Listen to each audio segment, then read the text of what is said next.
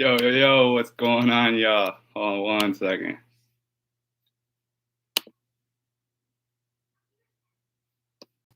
All right. Make sure I'm live on my other channel. What's going on? Hey, y'all. So today I'm going live because I want to see what everyone's into. Me personally, I woke up this morning, and Bitcoin, we're doing all right. Not too bad. Things are looking good, but I'm more impressed because NBA TopShot. Let me drop this link for y'all. It's also going to be a part of this video. NBA TopShot's hot. Like, NBA TopShot is sponsored by the NBA. It's sponsored by Mark Cuban, who they also formed a committee. So you can Google this, the NBA Committee for Cryptocurrency, and you'll see that Mark Cuban and multiple other NBA board members sit on this. So it's NBA TopShot is backed by the NBA. The All-Stars are in on it. Everybody's making money on this, and cards are selling for cheap. So depending on when you're watching this video, whether it's on YouTube or Facebook, every time you wait, you're falling more behind if you're into sports. There's a lot of good things happening in the blockchain for that. So that's why I keep preaching about NBA TopShot. NBA TopShot, drop that link. We have a drop happening at 2 p.m. Eastern time or Pacific time. So that's going to be hot. We got like low series, new LeBron James cards. Like the moments, what they do is the moments allow you to own videos that you would normally see on TV. So when you see an NBA superstars video and you see them dunking, right, that replay is going to get captured and saved forever, but it's going to NBA TopShot. Now, yeah, you can go to YouTube, you can own it on other platforms, but why do that when you can own it realistically on NBA TopShot? That's sponsored, that you're going to have a serial number, you're forever going to own it. It's a market that's not going to go nowhere. If you believe the NBA is going anywhere, you're wrong. If you believe that blockchain is going anywhere, got to do more research. But regardless, like NBA TopShot owning players' moments, like that's ownership. Like, yes, we want to own things physically, but just imagine owning something digitally that's still worth just as much value.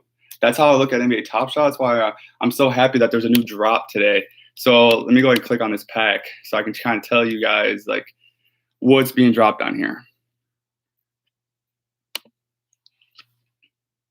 So we have cards coming from moments. Apologize. James Harden, Kyrie Irving, Jaylen Brown, Jason Tatum, Zach LaVine, Steph Curry, Paul George, LeBron James, Zion Williamson, Chris Paul, Mike Conley, Bradley Beal. And then we also have like base sets. So like those are just a few of like the rare sets that are going to come on this. So you have if you get in this pack, there's only 40,000 packs being dropped. Our last pack dropped, we only gave out 2021, and there was over 200,000 people in that line, like waiting to get in. So now they're dropping 35,000 packs because they give 4,000 of them away. But that's 35,000 packs, and there's probably still going to be 200,000 people in here, and you're going to hope that you even get a spot. So that's why these are so valuable, these packs, because they're not producing enough packs right now. So every card that you can get, the pack, it's going to cost you $229 if you get in. Now, you can't even get in unless you already own 3 cards. So to get those 3 cards right now, you're going to pay $20 a card every time you get in, just to try to get into this drop. Then the pack's going to cost you $225. So realistically, you're going to spend $300 out of the gate if you get this pack on your first drop. Now, this is my 4th. I haven't gotten a pack yet. So this is my 4th drop. So we'll see what happens. But since I've been in for a while, I do have great cards. So like Zion Williamson, KD, I got Thaddeus Young, Kevin Durant, LeBron James, Jaylen Brown, Josh Okogie. I never really heard of him. But yeah, like, so I got 6 cards, and just keep building, right? Like I've sold some cards I didn't really need. And I just bought them just to get into other drops. So NBA TopShot, I would definitely follow that link. If you're really into like the cryptocurrency and kind of just seeing how that looks, Cash App, like Square alone, go check out Square, because Square is what controls Cash App. A lot of people say, oh, I got Cash App and I can invest in Bitcoin Cash App. You're right, you can, because of Square. Like Square owns a lot of Bitcoins. So of course you can invest into cryptocurrency through Cash App, and it's awesome because yeah, we're not doing that good right now. Which, to be honest, like I don't know why people sell. Like I don't understand why people buy and then they sell right away. And I get it, like you want to try to do like day trading on this, but let me share something with you guys. So right here, I'm going to share like news.bitcoin.com. Now I get in here and what I do is I just start reading everything. I read all the different articles. I see who's saying what. Like if you keep going farther and farther into this link alone, you're going to get a lot of valuable information of things that I talk about on my channel. A lot of the articles, different big companies, like you have Visa. Visa anticipates cryptocurrency becoming extremely mainstream, working on to allow Bitcoin use at 70 million stores. Like that's impressive, right? That's Visa. Like Visa's accepting Bitcoin.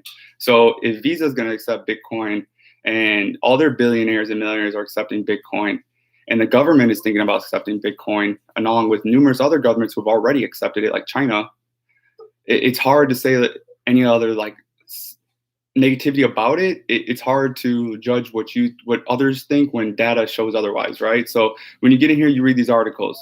You read these articles and see who they're from. Make sure they're legit. Obviously people are always going to try to get BS articles, but this website does a very good job at just nothing but legitimate articles of things that are happening around the world related to Bitcoin or some type of like cryptocurrency that involves Bitcoin. So, or a token, I should say. So it's awesome. And like, let's see. They got in trouble. A ledger hardware wallet is the best solution to protect and own your private keys. Like that's that blockchain. That's blockchain right there. Like blockchain is very secure in how it works. So in order for your data to be stored inside of a block, it has to fill up this whole block, right? Once that block's filled up, depending on how much that storage that block can allow, once that fills up, it's locked with an encryption key that cannot be broken. It's very, very, very unlikely. Is it possible? Sure, anything's possible, right? There's smart people out there, but is it very, very hard? And they're going to work really, really hard, of course. They're going to work way harder to break that than where your current money is, where your current information is. Like data breaches are serious. So let's not even talk about just like about your money in the government. Let's talk about like data breaches. Like there's a better way to store your information, whether it's documentations, whether it's your taxes, whether it's your financial records, for other things, whatever it may be, your birth certificates, whatever. You put it in the blockchain. When that block gets filled up, it chains together with other blocks. When those blocks chain up, you have to break those other blocks just to get to the next block, just to get to the next block. And you got to keep breaking and breaking and breaking. It gets very, very difficult to try to break so many of those boxes because it's already difficult. So the Internet of Things, IoT, IBM, like blockchain's here, y'all. Blockchain's here to stay. It's definitely not going nowhere. Blockchain is everything. So if you hear about people talking about different, like what blockchain is, like blockchain's just the name. Like blockchain's just like where everything's happening. Like that's the platform. It's very just basic, just blockchain. But when you dig into it, there's certain things that have to happen within the blockchain to let you buy, Bitcoin, to let you buy Ethereum, to let you buy Doge. Like certain things have to happen. So yes, like the blockchain, then you have like cryptocurrencies. So the people have already accepted Bitcoin as a people currency. You can see it in our pricing as of right now. So people buy and sell. So I know that as an investor, people do a lot of things based on emotions. And sometimes emotions, right? Not the best logic. So I look at the pricing and yeah, I mean, Bitcoin is tumbling. And it sucks, right? Because I watch $40, $50, $100 just fall constantly out of here until I'm down to where it's just, yeah.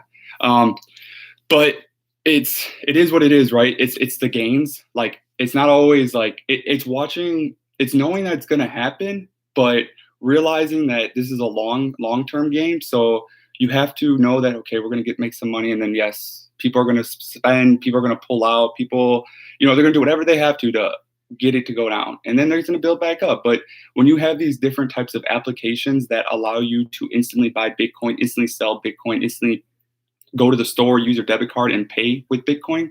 Like, it's happening now. Like, right now, I went to a couple ATMs and I was kind of shocked that I could withdraw my Bitcoin. I was like, wow, that's interesting. Like, I already knew it was here, but I never saw any ATMs till today. I mean, yesterday. So I was shocked, but it's possible, right? Then you have different conversations with different like Gen Zs, and a lot of them already know about this. So it's not really the millennials. It's not really like the baby boomers. Like, it's not them so much that this is going to affect. It's the Gen Zs. Like, the Gen Zs, this is going to be important. So when you buy into cryptocurrency, you're not holding for you. Like, leave that money there and leave it. Like, that's all I can really say about that, because you need to put your money in Bitcoin and just leave it and say, okay, this is for my son, this is my daughter, this is my grandchild, this is my future son, my future daughter. Like, however that looks for you, just leave it. Like, no, just let it sit there for 10 years, because I promise it's going to pay off. And if anybody really knows anything about stocks, when something is here to stay, I don't care what an investor tells you, but if something is here to stay, it's going to increase in value. Now, if you know anything about scarcity, you know that you can't produce a lot of something. It becomes a lot of energy, it becomes a lot of waste. In order to build value in something, there has to be scarcity. So Bitcoin will eventually be scarce, right?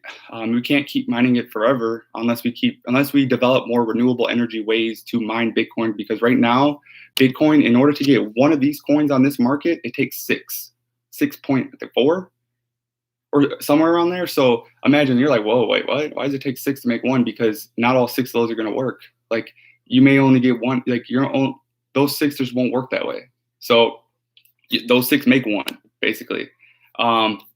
So it's very hard to let anybody mine Bitcoin too, because there's a lot of crooked people out there who would just waste all of our energy, and they'll try to find ways to get over on like our energy companies. So not everybody can do that, which is going to be great that the U.S. government is looking at regulating that here already before people really get into it.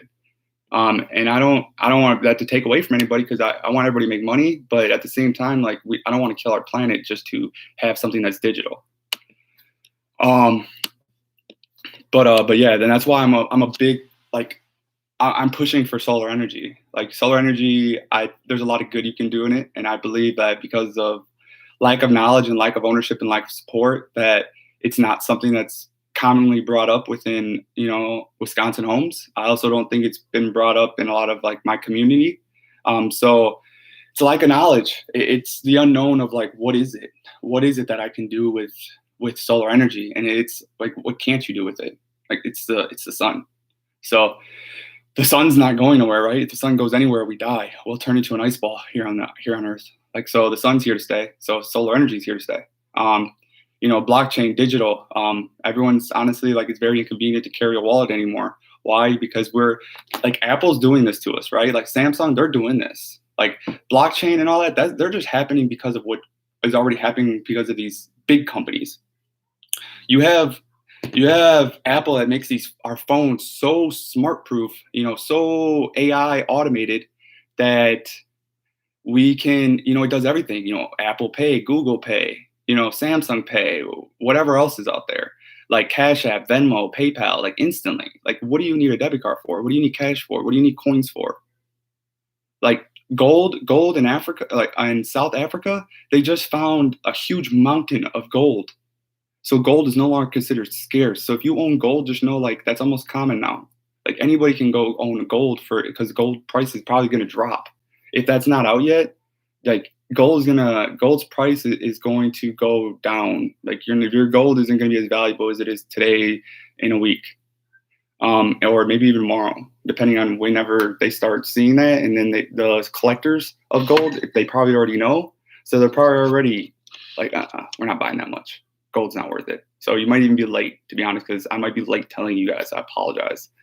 But regardless, like, Bitcoin, it can be regulated. It can be scarce because it's something that does consume energy. So getting in now is the best. And you're going to have like fluctuations in the market. Yes, it's very volatile. Yes, it's very dangerous to get in any stock market. But you got to believe in this. Like, you have to do the research. And that's why I share a lot of my Bitcoin news. I share like the different things I'm getting into now, because I believe like knowledge is power. Knowledge is how you keep your community informed. It's how people are able to build like families, a sustainable economy. Like Racine, like, you know, we have a lot of ups and downs in our city, right? Like there's a lot of things that happen. And I think like if more people were knowledgeable on the things that the wealthy are doing, right? Like I admire like how wealthy people move within like their money. Like I admired that as a kid. I admired that people knew a lot of things before they happened, and I always wondered like why don't I ever know? And for a long time, until even when I was in the military, like I wasn't smart with money. I wasn't really dedicated to doing anything other than partying.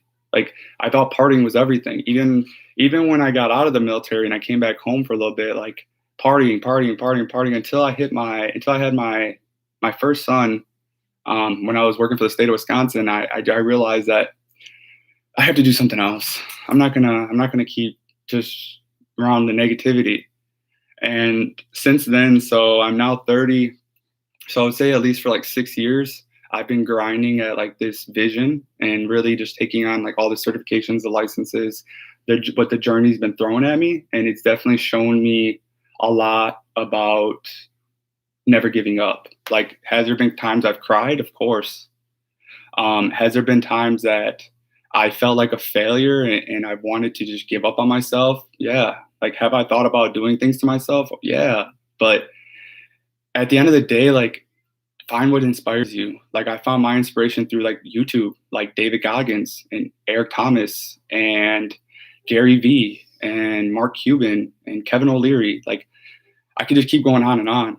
So I don't want to miss anybody, but yeah, like Eric Thomas was definitely one of the first. Like, I started watching him when I was in the military back in 2012, 2011. And I was in Afghanistan, and I found him, and he talked about like how if you want something so bad, you got to be willing to, like, you got to want it worse than you want to breathe. Like, he said something about Beyonce and how like she didn't sleep for 3 days because she was she was in her zone of performing. Like, she was in her craft. She didn't eat for 3 days. She didn't sleep. Like, she was grinding. 50 Cent, when he made what is that? Get Rich or Die Trying. You know, he never slept. He was making the music at night and grinding during the day to make that happen. Like he said, and he said it himself, like, sleep is for those people who are broke. Like, that meant something. Like, that really just like, it kept clicking to me. It kept clicking. And then I had to keep saying, like, what did I bring to the table? Like, and I've talked myself out of doing so much. Like, I worked for Amazon and I've worked for Uline, and, it's kind of me just explaining my story, why I'm so passionate about what I'm doing. So depending on when you tune in, don't tune out, because these are the good things, right? These are the things that you should want to hear from an entrepreneur, somebody who's been through it all. Like I'm in my community, right? I'm part of Racine. Like, I want people to know that, like, everything I've done, like, I just never gave up. Risk is scary, but when I was getting out of the military, risk going to the military was risk. Like, going to Afghanistan, those experiences over there, y'all, it's not nice. It is not nice at all what happens over there to anybody, not just like us, not just Americans. Like, you got to think more than that and see like the whole economy over there, and it's sad. Like, and then when you're there and you experience and you see it with your own eyes, it opens you. It opens you to, like, there's so much more you can do. So when people think of like money and everything, like, understand, like, money means nothing to me, but money means everything to my business when I want to do so much. So money means nothing to me because I've been there multiple times, ground up, giving up on my dreams, finding every reason to go do something else that wasn't a part of my vision, but hoping that it pivoted me into the right direction. So yeah, let me not jump around too much. So like, when I got out of the military and I worked for the state, and I wasn't happy. So I'll just leave it at that. I did that for like 2.5 years. I wasn't happy. It was very negative. So working for corrections, it's hard. You got to have a certain mindset. Now, is it worth the money? And it's good pay? Sure. It's good benefits. And there's a lot of good to working for the state, but is that for everybody? No, it wasn't for me. So the only way I knew to change that was to go back to school. So I grinded one of my semesters at MATC, and I had a 4.0, and I wrote a letter, and I had some help from a friend, and I got into Marquette. And it was all just like risking it, just writing a letter, pouring my heart out, why I want to go to Marquette, as a young kid who always thought it was possible to go to a school that was so prestigious, right? Like we talk about it and everything. And I got in, dude. They heard my letter and they gave me a chance. In my first semester, I blew it. My first semester, I almost got kicked out. And I had a 2.5 GPA, and the VA was like, "Oh, you got to have it. If you can't get it, we're gonna have to pull you because this is too expensive for you to go to school this way." I said, "Okay." I said, "I'm gonna do it. I'm gonna work harder," and I did, y'all. Like I stopped playing around and I started getting serious. Like and it wasn't that I was playing around. It's just I was new to studying, right? I came from the military. I was working for the state, went for one semester at MATC, and I jumped straight into Marquette. Like that's very hard to do. So when people talk about schoolwork, understand like there's levels to this. Like, and I don't want to downgrade anybody that can see this is wrong, but like when I tell you I wrote like 30-page papers a week, like I was reading 400 or 500 pages a week. Like I had professors that like if they wanted certain information, like you better read it. Like you don't just think you're going to skim. You don't think that you're just not going to read because they're going to drill you. So I had to learn how to study very well. I had to learn how to prioritize my time. I spent a lot of 2.5 years in the library, like studying, reading books, really understanding like psychology and why do people have certain facial expressions. Like body language tells me everything about somebody. Whether I'm right or I'm wrong, your body can tell you a lot. Your emotions on your face can tell you a lot. Like the way your face sits, the way that your emotions work, the way your posture is. Like if you slouch or you're sitting like this or you're just like this, like I know that you're bored, you're thinking, maybe you're thinking negative thoughts. Like you can instantly start pinpointing, and it's not making assumptions. It's based on like this is psychology. Like the FBI studies this. I studied like like the FBI, like the interrogation, like the interview tactics. Like that's very interesting how that works to read somebody. So I liked that when I was at Marquette. So but they push that on you, and then they push, push, but it all pays off, right? Like the connections, the resources, like what that offers, that type of a market, what it allowed me to see. So like once again, like I admired the way that people moved that weren't from my type of background. So I stayed in those type of circles. And even after I graduated from Marquette, like I went to Florida, and when I went to Florida, I struggled, y'all. Like it was rough. Like everyone wants to move to Florida, but let me tell you one thing about moving to Florida, y'all. Yes, you don't pay state tax. Yes, it's an amazing place to live. And yes, I didn't have to come back to Wisconsin. But Florida's a very like either you move and you keep moving and you get ahead, or you get eaten up and you fall behind, because they grind.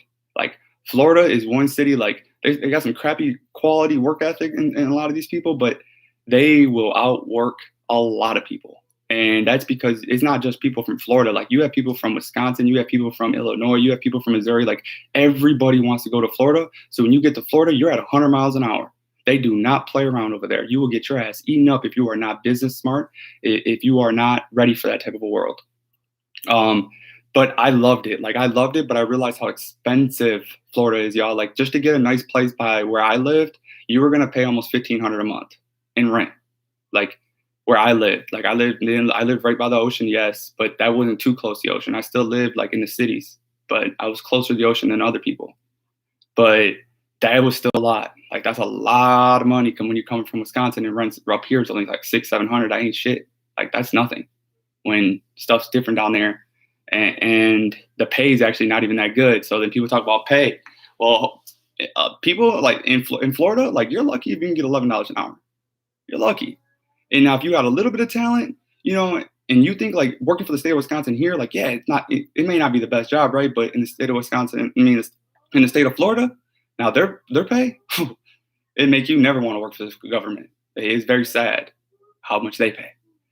So like that's why I didn't want to work for the government there when I was there, even when I was struggling, because I figured my brains could always get me paid more.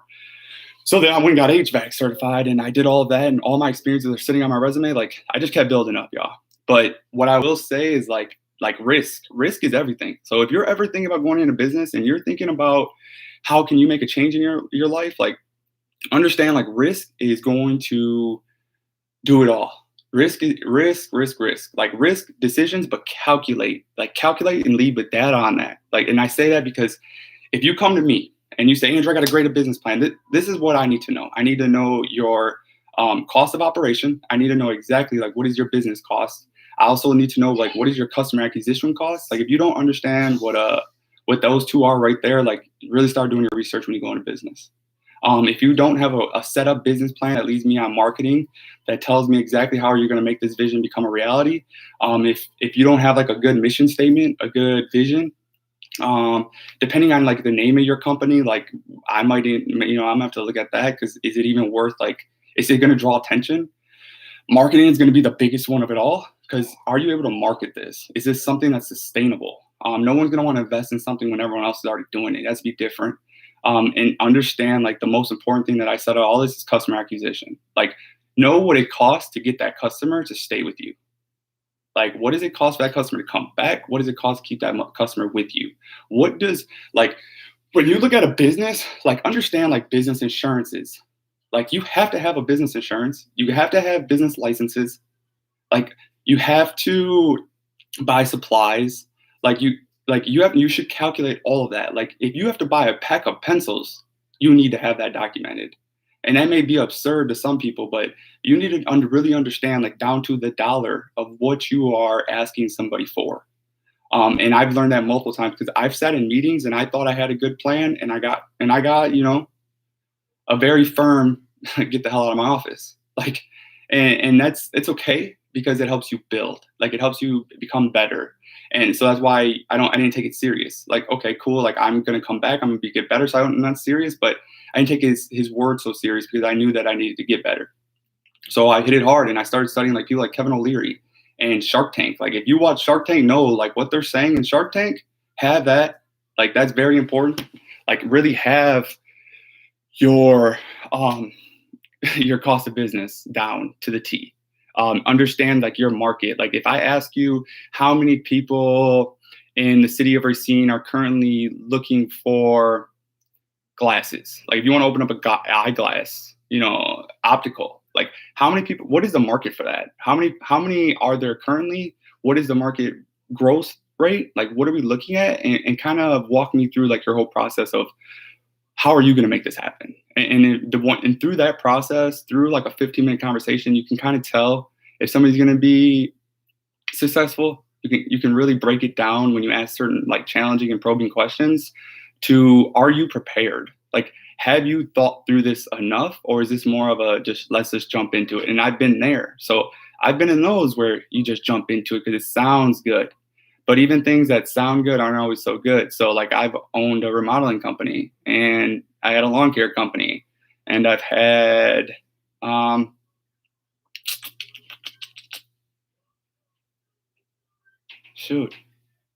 too. But yeah, so I've had those, and I had a cell phone repair, but that was just kind of side hustle.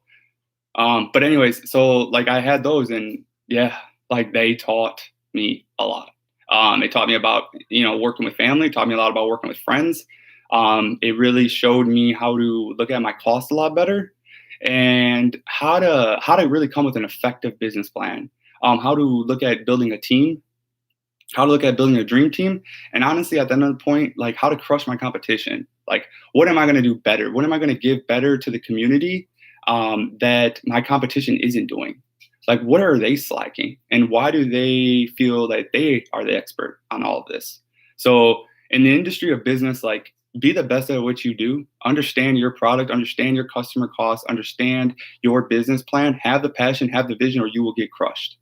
And that's just the truth. Like, your dream team better be able to beat my dream team. Like, and if your dream team could beat my dream team, like, I got to figure out like better ways to market them. Maybe we're not doing a good job marketing, because that shouldn't be happening. But anyways, you have to build a good team, and that's any business, any corporation, small business, whatever it is, where somebody is always trying to take you out. Like, learn that very quickly, that it's not your friends that may be trying to take you out, but just know that person that doesn't know you, that's down the street, that could care less about your opinion, they're trying to take you out. They're studying your business. They're studying the market. They're studying their customers. Like, understand your city market, understand your actual market, understand your customer. And then Yeah, like really understand how you're gonna pitch this, because business, like anybody who's in business that's reading this, like, hey, you have my support. Like, you have my support as a business owner. Like, you have my support to. I understand like what it is you're going through. I definitely get that, and if there's any way I could ever help people, like definitely, like as far as like business partnerships and really trying to like work together to improve our community, like I'm always down for that. Like that is something like I go to those type of meetings. Like I take time away from whatever I'm doing. Like I take time away from everything I'm doing now to talk to people about opportunities to better our community, to make a difference, right? And it's not always a conversation. Like people are like, well, why aren't you talking to me? Well, maybe you're not a part of this conversation for a reason. Like, maybe we haven't talked. Maybe you're not reaching out to me. Maybe I'm busy. Like, I'm not going to reach out to you all the time. And that's just how that goes. So, I I really hope like what I shared these last 30 minutes is very helpful. And you were able to learn a lot about me.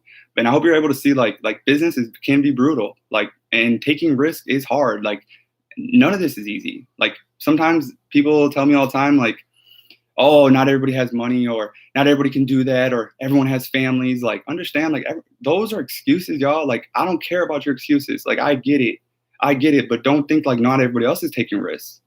Like, that's one thing like I feel sometimes doesn't come off correctly. And this has always been how it's always been when I've been in business, is when you do bring good ideas, sometimes you're gonna get shut down because everyone else has a lot of stuff going on. But also like when people do bring like, oh, this, and this, like that's cool. Like, but I also have shit going on too. Like, I have a family. I gotta feed people. Like, I want to have like a big house. Like, I want to have a nice car. Like, I want to get a good career started. But this is my career. This is my passion, and it's risk. Like, this is always risk because you reap what you sow. You reap the rewards of of your risks. So yeah, I love business. Like, I'm not in it for the money. I'm in it for the passion, because I promise, like Racine, like I'm going to change the way that you currently see solar energy, but I'm also going to change the way that people live, because through new development, there's always opportunities. There's always opportunities to do more long term, right? There's always ways to improve for the customer. Working as a very customer experience person myself, I've always been in the customer industry, but I also believe you can always serve, and that comes from my military experience. Serve everyone, serve everyone in whatever capacity that desires, right? Not all business is going to be the same, but keep improving, keep getting better, keep making people more knowledgeable, keep bringing in great talent. Keep bringing in people that want to work, and the ones that don't, they weed themselves out. Like, they weed themselves out because they won't have a job. Like, me personally, like, I will fire my own brother if I have to. Like, and that's just the honest truth. Like, if that comes down to it, and it's just not clicking, it's just not working, understand, like, I will fire you. But that's also like more of a business. Like, it's not, I'm firing you for my life, but I'm firing you on a business level because you're not keeping up at a level that you need to be at. Or maybe that's not the position for you. I need to bring somebody else in. So that's like another thing with small businesses that they get confused sometimes with, that you can fire anybody, y'all. Like, you can bring new talent in, you can bring somebody else in. Like, if you want somebody to be your number two, like, bring somebody else in, bring somebody who's not your family, bring somebody who's not your friend. They don't need to be your friend. Honestly, sometimes friends and family are always the worst to bring in. They expect more. But if you have the same vision, they can understand what you're going through, they can understand what it's going to take, and they want to be a part of that, awesome. But everyone has to bring something to the table. And that's sometimes that I think is overlooked as well. Like, everybody has to bring something to the table in order for business to be successful. Now, if you want to learn, you want to grow, like through a lot of the programs that I plan to implement in the city, like that is different. Like, that is really just a way to help you grow, to get into the field, because right now you don't have the experience and you need to attain it. Like, that comes through training, growth, coaching, and that right there is very important, because giving people skills that you can take anywhere in the world, it's hard to say you can't get a job. It's hard to say you can't start a career anywhere. So like with my company, like, I want to be able to provide skills to people, and you're going to get paid. So let me make sure I put that right now. You're going to get paid. Anything you do for me, even with the top quality training that I want to give, through getting you certifications as well, like, you always get paid. No one does not get paid. I feel like that's something that should be said, but it shouldn't be said because that's just expected. But regardless, when you come with me, like, you're going to get like top quality training. Like, you're going to get your certifications, and I'm going to show you training and things that a long time ago someone told me to get into, the trades. but I'm going to provide that type of training for you. Somehow, some way, I'm going to help you get that training, whether it's with me or whether it's through one of my partners. Like, that's why partnerships and having a lot of resources is very important, because you necessarily don't need to go to college to learn how to make money, but it's very important to understand how to have a willingness to learn and not be lazy. Because if you don't have that, if you don't have the willingness to learn, you are just SOL, shit out of luck. Because if you don't have a willingness to learn, you don't have a willingness to grow. If you don't enjoy reading a book, if you don't enjoy listening to podcasts, like, get used to it, y'all. And if you ever want to work with me, like, get used to wanting to learn, because I necessarily won't say I don't have time for lazy people, because I don't, but I don't have time for people who don't want to grow. Like, grow. And that doesn't mean stay in my company. That doesn't mean stay with anybody. Grow, like, constantly grow. What education would you like? Like, how can I start a program to help students attain an education?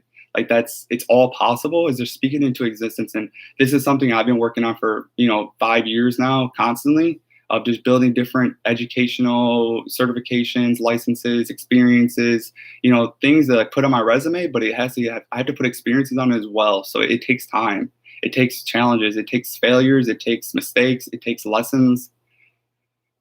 But it all pays off, and it all will come together. So I'm excited to share this journey with you guys on my channel, on my YouTube, on Facebook, on Instagram, because it wasn't documented for a long time, of all the hardships, the long nights, the depression, the stress. So I encourage anybody who is going into business, keep going, never give up. Understand it's going to get harder. It's going to get harder, but you better work harder than your competition, because they are working harder than you. And if you don't think so, start thinking so. If that's what you need to tell yourself that every day, that my competition's already up. I can't get up at 4 a.m., but your competition is. Like, understand what 4 a.m. means. Like, understand, like, 4 a.m. is a time of, like, when your brain is really at its full potential to start learning. Like, I don't know the medical term for it, but you're at your full potential. And that's why I try to be up by 5. The last 2 days I've kind of been slacking, hanging out with my brother a little bit more. So, but that's okay, right? Like I've been grinding hard, so I took a little bit of break, but get back into it, get back into the routine. Start waking back up again at 4:30. And then by 5, like, for me, 5 o'clock works. Like, from 5 to 8, I'm hitting it hard. Like, I'm data searching, I'm researching, I'm back in the market, I'm checking everything. Looking at everything, making sure that I can give you guys great information before you wake up. Like, that's my goal, to get you guys as much information as I can give you by the time you wake up.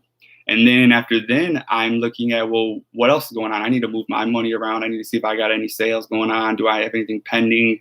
How's that whole look? And then it's back into all right, start studying, like, solar energy, breaking down solar panels, breaking down the right film for solar panels. Like, that's what I mean about being better in your competition. Like, yes, anybody can do solar panels, right? But not everybody understands, like, what happens, the sequence of operation of that. Like, what happens? Why do you have a certain film according to another film? Like, why is it poly, not mono? Like, what's going on here? Like, why is the price of poly this much and this is this?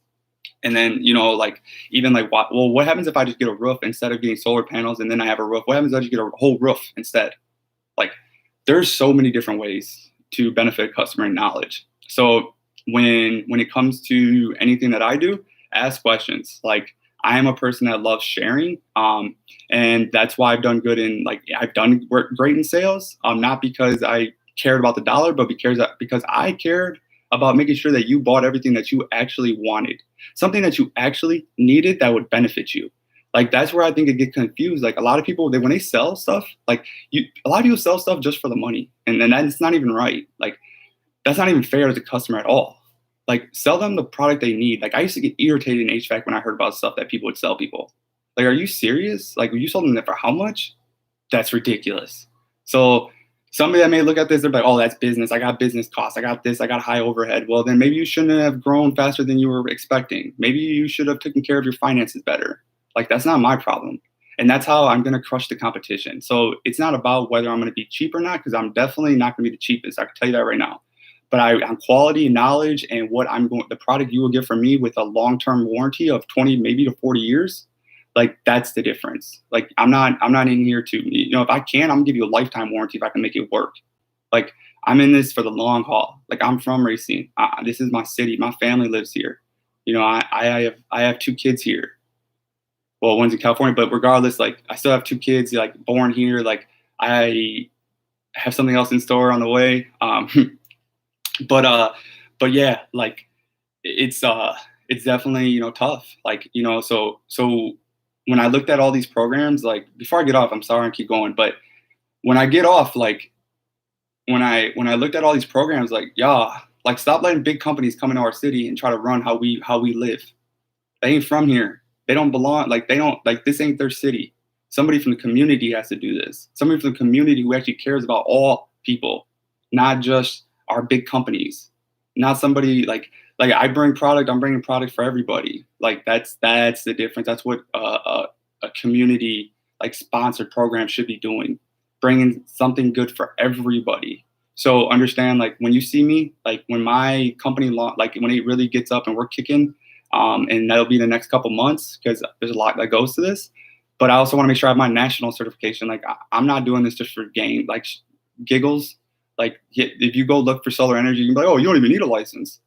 Yeah, but why would you do that? Like you don't know anything about this. You don't know anything about like the national certifications for this. And even then, like, did you get your how many panels have you installed? What are the megawatts of energy that you've saved? Like, do you know what a gigawatt factory could look like? Like, how would you utilize that energy? Like, how can I benefit my customer not only just to save you energy on solar energy, but how can I give you like solar energy, like packs that save energy, like generators, like stuff that can generate, like consume, and like consume the energy that you're not using.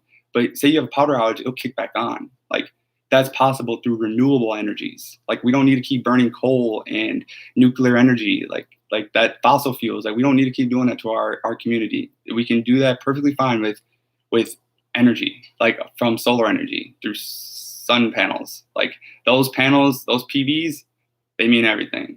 So and that's just because the knowledge isn't there yet, but we're gonna get there. And so I'm excited. I hope if you see this video and you're from Racine, I hope you're excited because I'm going to offer something, and trust me when I tell you, like I'm working every way to save you as much money as possible. Like I'm researching programs, I'm looking at who I can sponsor with this. Like I'm finding every way to bring the right people in to help me deliver a product that's not only the best on the market, great quality product, at least at the minimal, right? The minimal, the one of the best. Like you look it up, okay, cool, this is a good product. It doesn't matter how you look it up, okay, cool.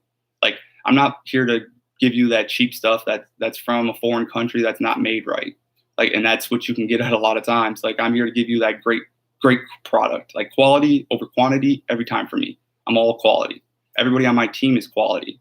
I trust all of them with my life damn near. So, and by my life, I mean like this is my business, this is my life. So I trust them with it. But I also I'm excited to see what can happen. I'm also excited to see what kind of competition comes from this because, when anybody starts anything or anybody talks about doing something, there's always somebody that pops up and wants to do it. So it's going to be awesome. It's going to be awesome to see like how much they know. How much do you know? Because, man, and there's a lot to it. And then like the resources, right? Like we all have resources. Like my resources run deep. And hopefully I can get a couple more good resources or get some other resources back into the team. But yeah, because it's literally all about growing the community, working with the community, regardless of what spectrum of the community, what side of the city I'm working with. Racine County, hopefully with Kenosha County. Like those are just two big counties that are underprivileged in this market that really just lack knowledge and support and ownership. So that's what Total Quality Repairs. That's what my company name is. That my name's Andrew. If you don't know me, my name's Andrew Rivera. This is me. So this is my story. This is why I invest in certain things. I invest in Bitcoin. I look for ways to invest money because not everybody's going to give you money in business. So let me finish with this. Not everybody's going to give you any money. Like you are going to have to find your own money, your own resources. And then people feel like, oh, well, I don't have any money. How am I going to start a business? No one's going to give me a loan. No one's going to help me. Well, you really have to understand why do I spend so much time investing? Because I'm trying to figure out how to make my money make more money so I can give it back to the community so I can help start to do something that really matters. So I research this. Like it's my side hustle. It's my side hobby. But at the end of the day, I have to figure out how to make more money so I can help more people. And that's really what all this comes down to, of doing more to do even more for everyone else. So I hope you enjoy my channel. I hope you enjoy what I'm talking about. I hope I was able to at least teach you guys something. And once again, I hope you were able to learn. Have a great rest of your day. And I hope I'll see you guys tomorrow. Talk to you later. Bye.